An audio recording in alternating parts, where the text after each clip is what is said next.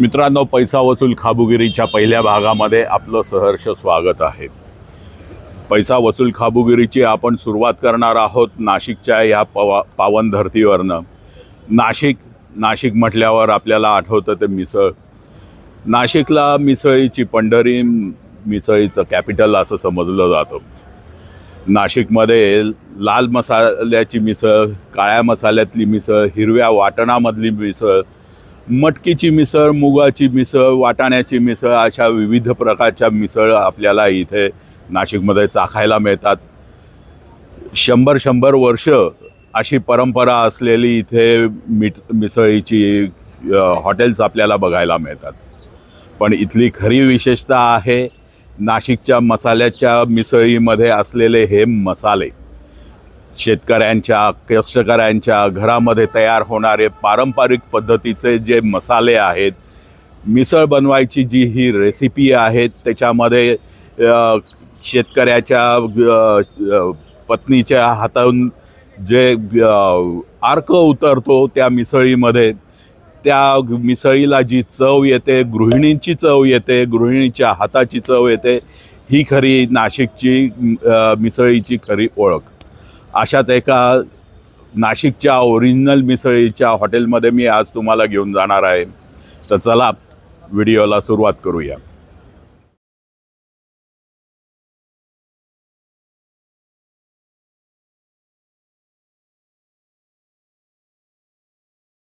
तर मित्रांनो, आता आपण आहे डॉक्टर बाबासाहेब आंबेडकर यांच्या पुतळ्यापाशी। माझ्या उजव्या साईडला तुम्ही बघू शकता तो CBS आहे आणि डाव्या साईडला आहे ते जुनं नाशिकचं टॅक्सी स्टँड। या टॅक्सी स्टँडच्या समोर एक शीतल रेस्टॉरंट म्हणून एक रेस्टॉरंट आहे। इथेच आपण नाशिकची ओरिजिनल मिसळची चव चाखण्यासाठी आलेलो आहोत। तर चला हॉटेलच्या दिशेने आपण निघू।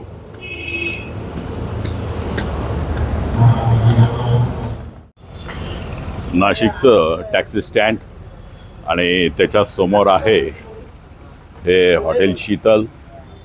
हॉटेल शीतलची स्थापना 71 साली झालेली होती, पण या हॉटेलला जवळजवळ 100 वर्षाची परंपरा आहे, कारण त्यांचा पारंपरिक व्यवसाय हा गंगेच्या तीरावर म्हणजेच गोदावरी काठी होता।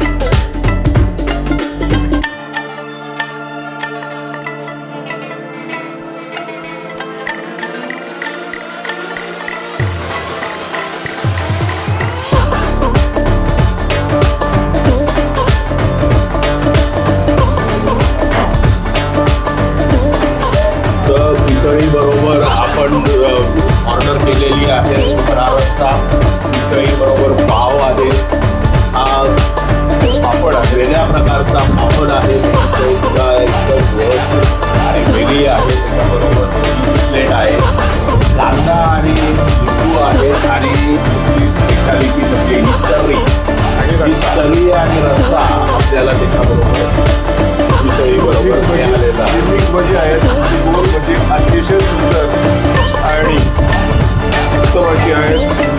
मधून पूर्ण कणी शिजलेली आहे, तळली गेलेली आहे. बऱ्याच ठिकाणी ही मध्ये कच्ची राहिलेली आहे, पण तिथे तसं होत नाही. ही यांची स्पेशालिटी.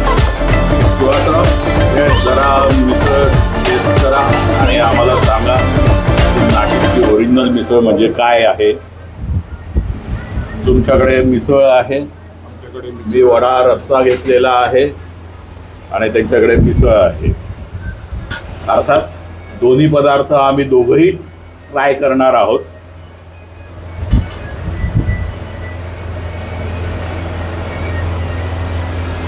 अतिसुंदर.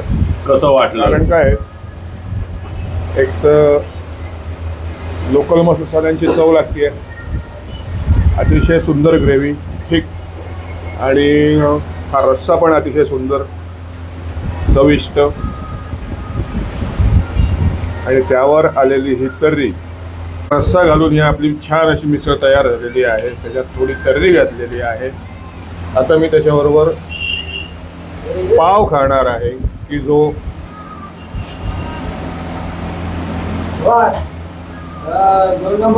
रस्सा ओढून घेतलेला आहे पावानी. अतिशय सुंदर आणि घरगुती मसाल्याची ही मिसळ आहे. त्याची चव अवर्णनीय अशी आहे, त्याचं फार वर्णन मी करू शकणार नाही. त्यामुळे ही तुम्हाला खायलाच लागेल, त्याच्याशिवाय तुम्हाला इथली गंमत समजणार नाही. फार तिखट नाही, फार स्पायसी नाही, पण चव म्हणजे हा हा लाजवाब. तर मिसळ आता मी पण ट्राय करतो आहे. मिसळीमध्ये जी शेव आहे तिचा क्रंचीनेस अजून येतो आहे. मटकी भरपूर प्रमाणामध्ये टाकलेली आहे, कुठेही कंजूसी नाही. आपल्याला मटकीचं एक क्वांटिटी इथे बऱ्यापैकी दिसते आहे. मटकीची चव जी आहे ती गावरान चव आहे. त्याच्याबरोबर वापरले गेलेले जे मसाले आहेत ते मसाले सुद्धा घरगुती मसाले आहे. आपण असं वाटतं की आपण आपल्याच घरामध्ये बसून ही भाजी खात आहोत, ही मिसळ खात आहोत, असा तो फील आहे. आणि पूर्णपणे ही मिसळ जी आहे ही घरगुती मिसळ आहे, आपली घरातली मिसळ आहे. नाशिकच्या शेतामध्ये शेतकऱ्याच्या बांधावर ज्या प्रकारची मिसळ तयार होते आणि मिळते ती चव आहे, ओरिजिनल चव आहे. त्याच्याबरोबर कुठेही तुम्हाला जास्त तेल आहे असं वाटत नाही. मिसळीमध्ये पोहे टाकलेले आहेत, त्या पोह्यामुळे त्या मिसळीला एक प्रकारचं मस्त बाइंडिंग झालेला आहे. तो एक थिकनेस आणि रिचनेस त्या मिसळीचा व त्यामुळे वाढलेला आहे. आणि त्याच्याबरोबर कांदा आहे, नाशिकचा कांदा हा मिसळीला एक वेगळीच चव घेऊन जातो. एक वेगळ्या दर्जापर्यंत ती मिसळ घेऊन गेलेली असते. आणि त्याच्याबरोबर असलेली कोथिंबीर आहे. आणि त्याच्याबरोबर मी अजून पाव नव्हता ट्राय केलेला, मी पाव पण ट्राय करतो आहे. पाव इथे खूपच ताजे पाव आहे, कुठेही आपल्याला असं वाटत नाही की जुने पाव आहेत असं. आणि एकदम नरम पाव आहेत. पावांची क्वांटिटी पण बऱ्यापैकी चांगली आहे. आणि तोंडामध्ये टाकल्या पाव आणि मिसळ ही विरघळते. आणि चव जी आहे मिसळीची ती आपल्याला नंतर जाणवत राहते. तिथला मसाले जे आहेत, घरगुती मसाले, ते आपल्याला जाणवत राहत आहेत. याची चव आपल्या जिभेवर रेंगाळताना दिसते. आणि अतिशय सुंदर ओरिजिनल घरगुती ओरिजिनल नाशिकची मिसळ म्हटल्यावर मला ह्या मिसळीला निश्चितच पैसा वसूल असं म्हणावं लागेल.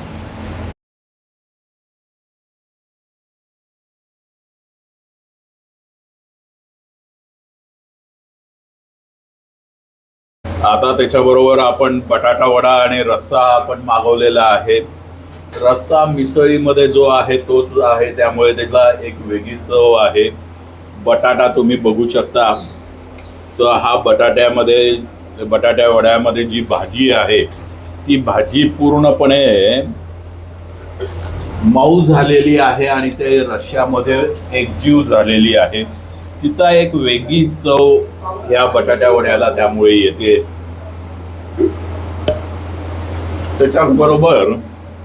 त्याच्याबरोबर जी शेव आहे त्या शेवेचा क्रंचीनेस जाणवतो आहे. कांदा आहे, कांद्याची एक वेगळी चव येते आहे. पण याच्यामध्ये जी भाजी मारून गेलेलं आहे ते म्हणजे ह्या बटाटा वड्यामध्ये असलेला हा रस्सा मात्र अप्रतिम आहे, सुंदर रस्सा आहे.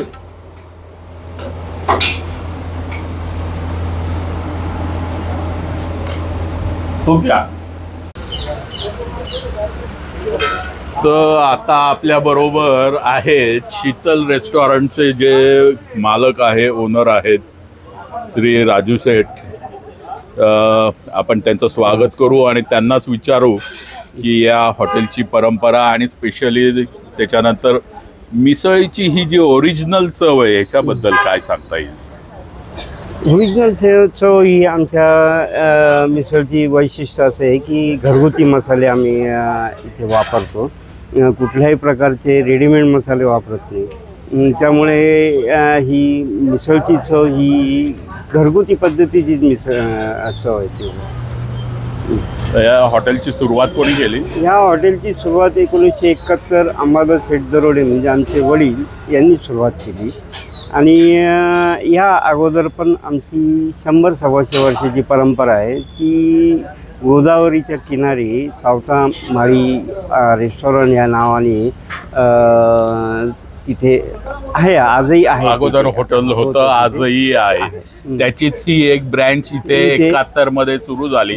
म्हणजे ह्या हॉटेलचा जरी विचार केला तरी या हॉटेलला जवळजवळ 55 वर्षाचा एक इतिहास आहे. 55 वर्ष. आणि ह्या हॉटेलला आपण म्हणतो की ही ओरिजिनल चव आहे मिसळीची, कारण तुम्ही घरगुती मसाले वापरतात आणि त्या मसाले बनवण्याची तुमची एक पारंपरिक पद्धत पण आहे. वडिलांपासून ती पद्धत आहे, ती मसाले बनवण्याची तीच वापरतो आम्ही. कुठल्याही प्रकारचे रेडीमेड मसाले वापरतो. आता आपल्या बरोबर आहेत श्री सुहास चिपळूणकर, जे या हॉटेलचे कित्येक वर्षापासूनचे गिराईक आहेत. तर आपण त्यांना विचारू या हॉटेलबद्दलची आणखीन काही माहिती त्यांना सांगता येईल का? साधारणपणे 1981-82 पासून मी या हॉटेलमध्ये येतोय. तेव्हा राजू शेठचे वडील अंबादास शेठ सुद्धा तेव्हा हॉटेलमध्ये असायचे. सकाळी नाश्ता हा आमचा कॉलेजला जातानाचा इथे विषय असायचा. तसेच इथली जी चव 1981 पासूनची आहे ती आजही तशीच आहे. कारण त्यांचे हे घरगुती मसाले आहेत आणि ते शेवसुद्धा बाहेरून विकत न आणता इथेच ते तयार करतात शुद्ध डाळीच्या पिठात. त्यामुळे अजून चवीत कुठचाही फरक पडलेला नाही आहे. त्यामुळे हे आमचं अतिशय आवडतं ठिकाण आहे. पूर्वी साधारणपणे 85-86 सालापर्यंत इथे लिंबाचं झाड होतं. तेव्हा इथे खाली बाक आणि टेबल लावलेले असायचे. समोर टॅक्सी स्टँड होता. आज जिथे पट्ट्याची आणि बॅगांची दुकानं दिसत आहेत तिथे काका ढाबा होता. एवढे बदल होऊन सुद्धा या परिसरात आज शीतल हॉटेल तिथेच आहे आणि त्याच प्रकारे करतात. संध्याकाळचा चहा आणि त्याच्याबरोबरची खेकडा कांदा भजी ही सुद्धा इथली अतिशय प्रसिद्ध होती. तर आता आपल्या बरोबर शीतल रेस्टॉरंटचे तिसरी पिढी आपण ज्यांना म्हणू, ती तिसरी पिढी आपल्या बरोबर आहे, दर्शन सेठ. आपण त्यांनाच विचारू की त्यांचा आता एक्सपिरियन्स कसा आहे तिसरी पिढी म्हणून. आणि दुसरी गोष्ट, मिसळीची किंमत किती आहे? आपल्याकडं मिसळ, पाव, पापड असे याची किंमत फक्त 60 रुपये.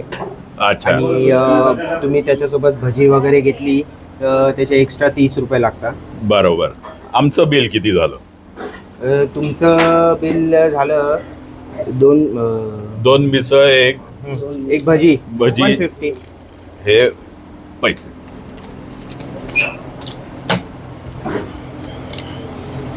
स्पेसिफिकली मी ह्या गोष्टी तुम्हाला दाखवत आहे.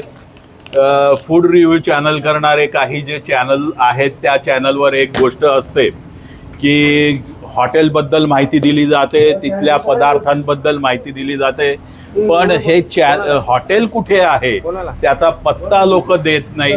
आपल्या चॅनलवर प्रत्येक हॉटेलचा पत्ता स्पष्टपणे दिला जाईल. इथे CBS आहे, CBSच्या मागची ही गल्ली आहे जिथे टॅक्सी स्टँड आहे आणि या टॅक्सी स्टँडच्याच बाजूला हे शीतल रेस्टॉरंट आहे. याची गुगल लिंक मी माझ्या चॅनलवर देणार आहे, तर इथे निश्चित या. इथली मिसळ टेस्ट करा, इथला वडा रस्सा टेस्ट करा, इथली कांदा भजी टेस्ट करा आणि मला रिव्ह्यूमध्ये सांगा. निश्चित कॉमेंट करा. व्हिडिओ आवडला असेल तर लाईक करा, सबस्क्राईब करा आणि आपल्या मित्रपरिचितांपर्यंत जरूर पोचवा.